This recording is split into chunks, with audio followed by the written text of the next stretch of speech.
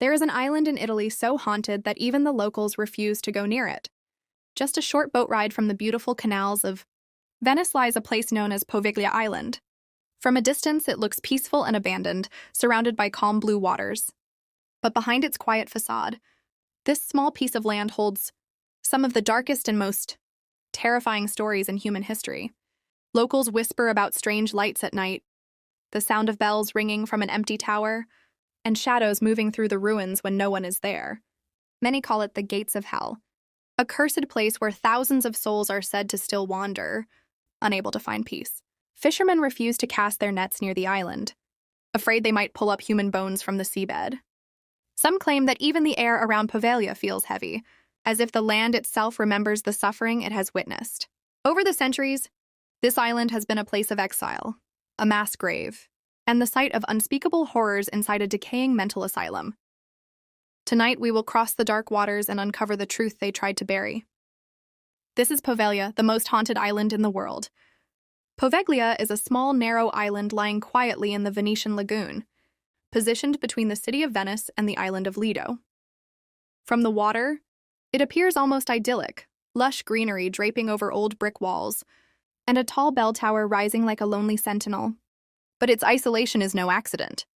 For centuries, Poveglia was deliberately cut off from the outside world, chosen as a dumping ground for the unwanted, the sick, and the condemned. The earliest records date back to the 5th century, when mainland villagers fled to the island to escape barbarian invasions. Over time, it became a place where the Republic of Venice sent people who were exiled or considered dangerous.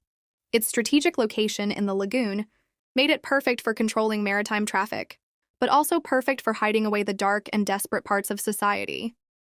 Even before the plague years, Poveglia had a reputation for misery and despair, its soil already marked by tragedy. Locals tell stories of spirits from those early centuries, still wandering near the shore, warning anyone who dares to set foot here. The darkest chapter in Poveglia's history began in the late 14th century, when the Black Death, known as the bubonic plague, swept across Europe. Venice, a major trading hub, was one of the cities hit hardest. In desperation to stop the spread, the authorities turned Poveglia into a quarantine station. Ships suspected of carrying infected passengers were forced to dock here, and anyone showing symptoms was taken off the vessel and left on the island. There was no medicine, no real treatment, only isolation and death.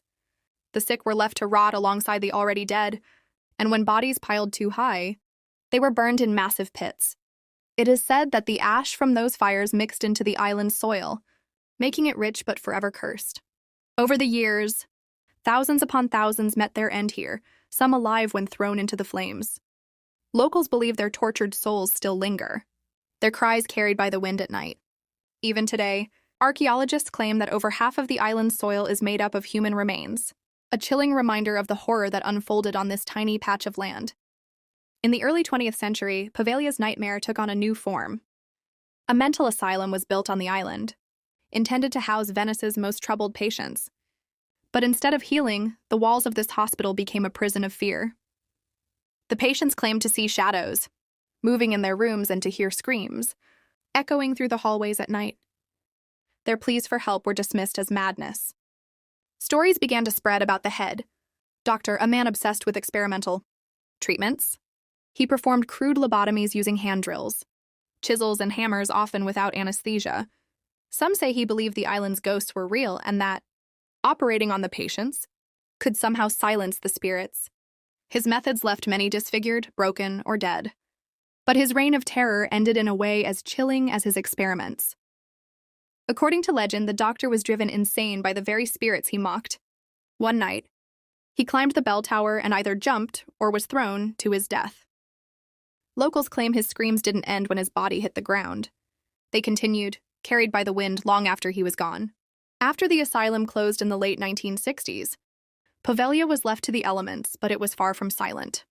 Locals began reporting strange lights flickering in the abandoned buildings, even though there was no electricity. At night, fishermen claimed to hear bells tolling from the tower, though its bell had been removed years earlier. Some who dared to set foot on the island told of feeling watched, their skin crawling as whispers surrounded them. Others saw dark figures darting between doorways or standing silently at the ends of hallways before vanishing into thin air. The most chilling accounts came from those who said they heard cries and screams coming from underground, as if the island itself was still alive with pain. Even paranormal investigators who managed to enter the island reported equipment malfunctioning, batteries draining instantly, and strange voices captured on their recorders. Whether these stories are fueled by imagination or by the restless dead, one thing is certain: Poveglia's dark history refuses to stay buried. By the late 20th century, the Italian government had had enough of the rumors, the trespassers, and the growing fascination with Poveglia's grim past. The island was officially closed to the public, declared off limits without special permission. Police patrols in the lagoon would stop and fine anyone caught trying to land. The remaining buildings, crumbling hospital wards, the bell tower, and the decaying brick walls were left to rot in silence. Nature began reclaiming the land, vines crawling over stone, and trees breaking through the floors of once crowded rooms. Yet the ban only made the island more tempting to thrill seekers. A few daring explorers, journalists, and paranormal investigators managed to sneak in, but most came back shaken, refusing to speak of what they experienced. One group claimed they lasted less than an hour before fleeing, chased by an overwhelming sense of dread they couldn't explain. Today, Poveglia sits abandoned, its secrets guarded by the waters of the Venetian lagoon and by something else. Something that doesn't want to be disturbed. Today, Poveglia remains one of the most forbidden places in the world, a silent island hidden in plain sight. Tourists pass by on boats every day, snapping photos from a safe distance, never knowing the full weight of the horrors buried in its soil. The stories of plague victims burned alive, of tortured patients, of restless spirits, linger like the salt in the air. Some say the island is cursed. Others believe it's simply a place where tragedy has left an unshakable scar. But whether you believe in ghosts or not, one question remains. Would you dare to set foot on Poveglia? The waters are calm, the shore is quiet. But remember, calm seas can hide the deepest darkness. If you ever find yourself in Venice, look towards the horizon and you might just see it, a shadow of an island, watching you back.